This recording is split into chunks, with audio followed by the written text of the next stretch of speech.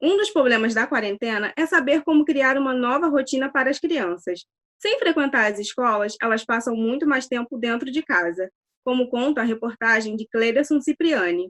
As paredes pintadas, objeto que vira brinquedo da noite pro dia. Essa é a realidade dessa família aqui em São João de Meriti. Isto desde o início da pandemia em março.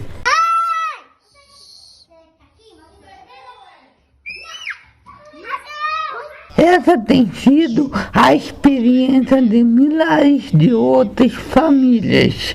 Casa cheia de crianças e muito o que fazer, mas como se adaptar a tudo isto?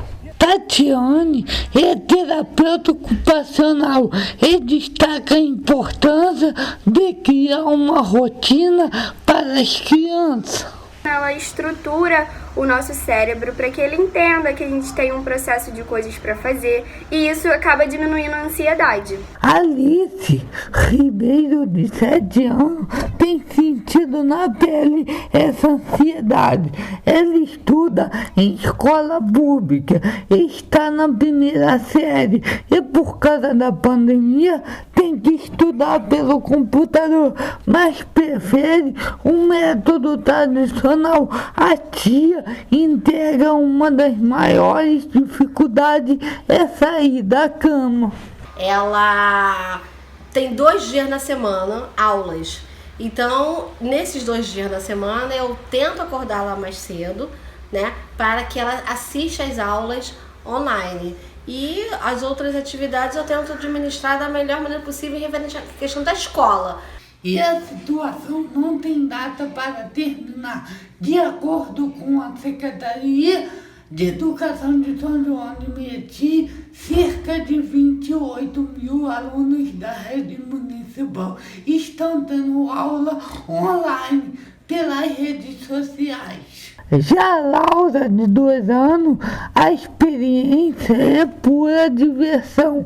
Ela estava prestes a ingressar numa creche, mas a pandemia atrapalhou os planos da família. Por hora, o jeito é conjugar tudo e ficar mesmo em casa. Afinal, o que mais importa neste momento é a proteção. Desde o início do isolamento em maio, muitos brasileiros têm enfrentado os problemas econômicos e também psicológicos. É o que mostra a reportagem de Andressa Nascimento. Kátia é cozinheira há mais de 15 anos.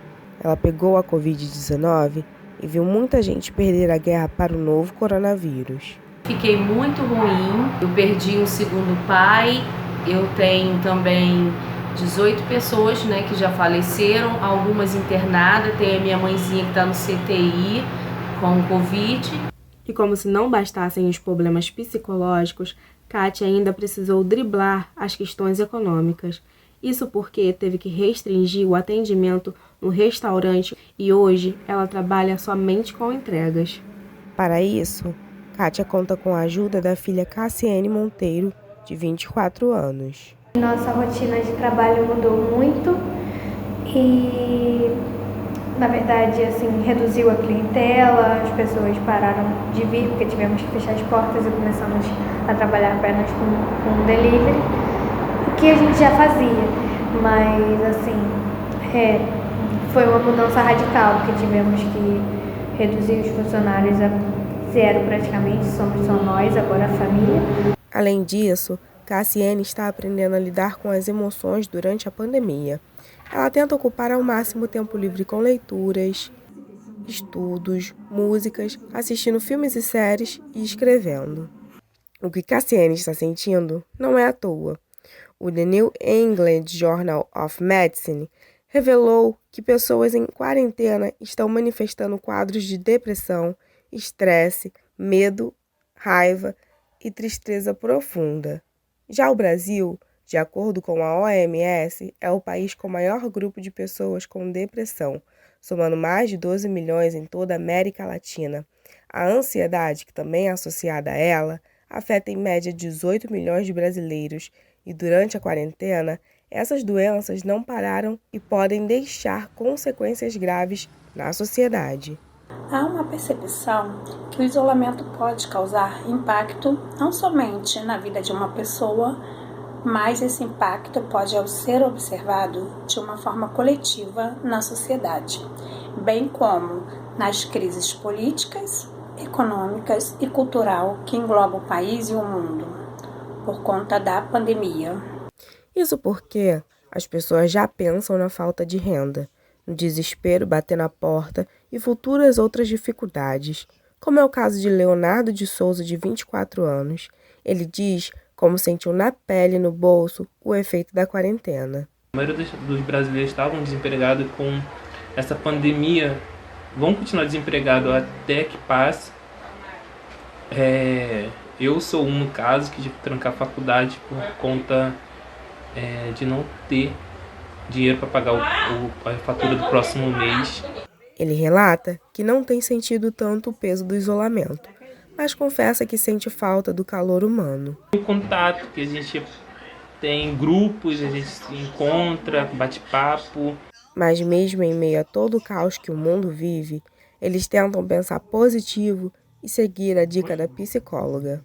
Criar novos hábitos de adaptação no próprio ambiente do lar, ter uma boa alimentação e praticar atividades físicas em casa. Ter a esperança, tentar ao menos, e se cuidar. E um dia a gente vai dormir, vai acordar e vai dizer que isso passou, nada passou de um sonho.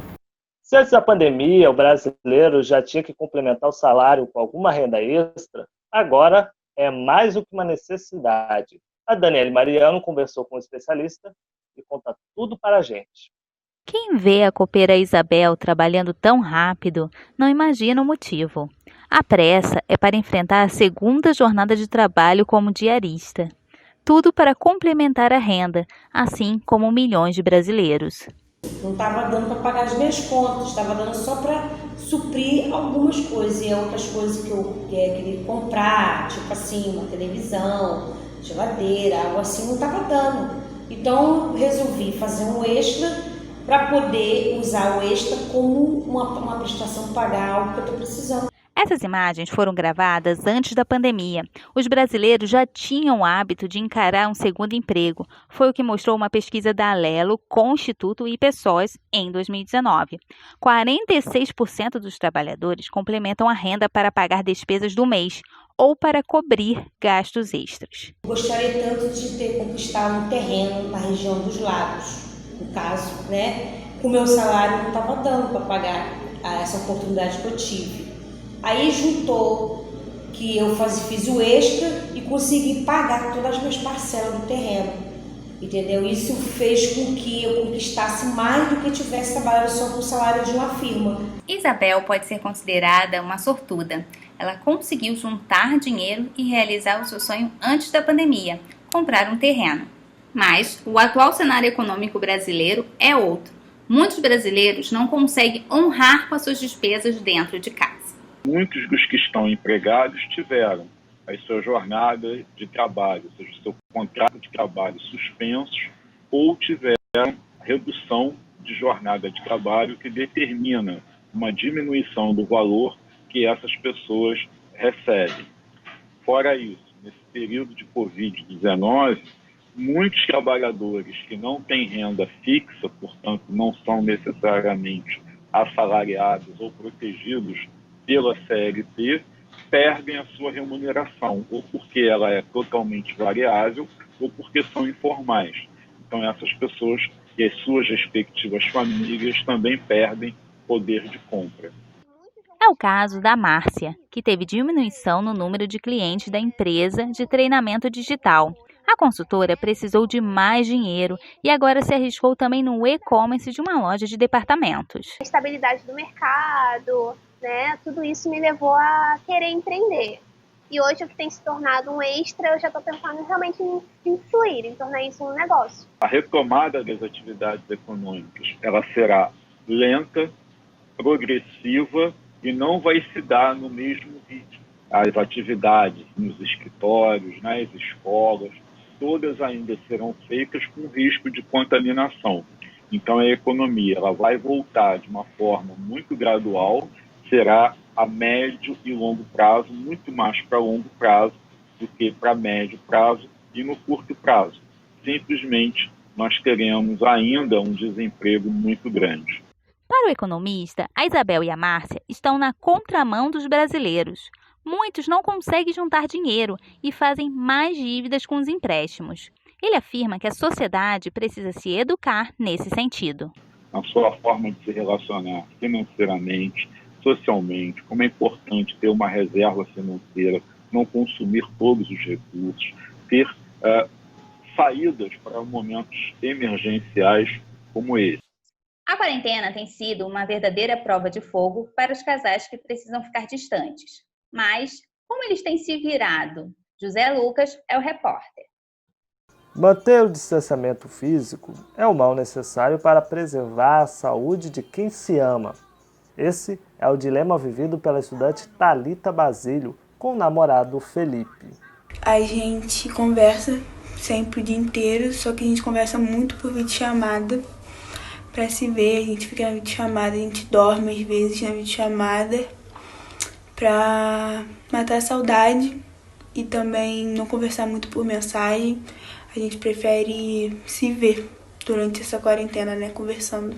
A internet tem sido a melhor aliada para que os casais continuem a se falar durante o período de isolamento social. Agora, para os solteiros, o jeito foi recorrer aos aplicativos de relacionamento. O Tinder, por exemplo, registrou um aumento de 20% nas conversas entre usuários de todo o mundo, sendo que no Brasil esse crescimento foi de 25%.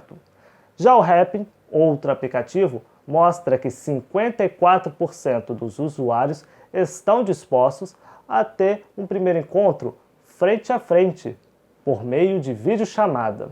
Acredito que isso vem de uma necessidade do ser humano, que o ser humano, desde que nasce, né, ele se constitui através de um outro. E quando a gente está num relacionamento novo, que a gente conhece alguém, se interessa por alguém, a gente tem um fator novidade, né? A gente quer saber mais a respeito dessa pessoa, a gente tem curiosidade, a gente quer partilhar de experiências. Mas para quem já está fixo com alguém, como lidar com essa situação? Até que manter um pouco de distância faz bem para a saúde do casal. O que eu tenho visto na minha experiência é que os casais que estão vivendo juntos 24 horas estão com muito mais dificuldade dos que estão em distanciamento. Os que estão em distanciamento estão tentando usar aí as tecnologias, né, os aplicativos, estão usando criatividade até para tentar apimentar a relação. A Thalita já se adaptou a essa rotina. Quase que diariamente, ela costuma rever as fotos marcantes do casal. Essa é mais uma forma para que o namoro continue firme e forte na quarentena. Nesse momento de pandemia que a gente tem que se manter afastado um do outro, tem certas dificuldades, mas que a gente vai passar por todas elas, né? É mais difícil, porque a gente não pode se ver, a gente só fica se falando online, por mensagem, vídeo, e a gente não pode se ver. Eu acho que é mais difícil, mas que o relacionamento vai suportar por isso e não vai deixar se abalar por conta disso. Em um relacionamento, muitas emoções estão em jogo. Ciúmes, admiração, medo, desejo, mas durante esse período, nenhum deles é tão forte quanto a saudade. É importante usar os recursos tecnológicos, enviar uma mensagem de texto, fazer uma ligação e principalmente utilizar a chamada de vídeo, né? Porque através da chamada de vídeo você pode visualizar a pessoa, as expressões que elas estão fazendo, né? O olhar, o sorriso e compartilhar um pouco o espaço também físico que o outro está usando. E a Thalita não só conseguiu vencer as barreiras da quarentena, como dá uma dica preciosa aos casais que não estão sabendo lidar com a situação. Eu aconselho paciência, primeiramente, porque é um período difícil para todos nós, mas eu acho que você tendo paciência com o outro, você consegue passar por isso. Eu acho que paciência é o principal e o amor, lógico, o amor entre o casal.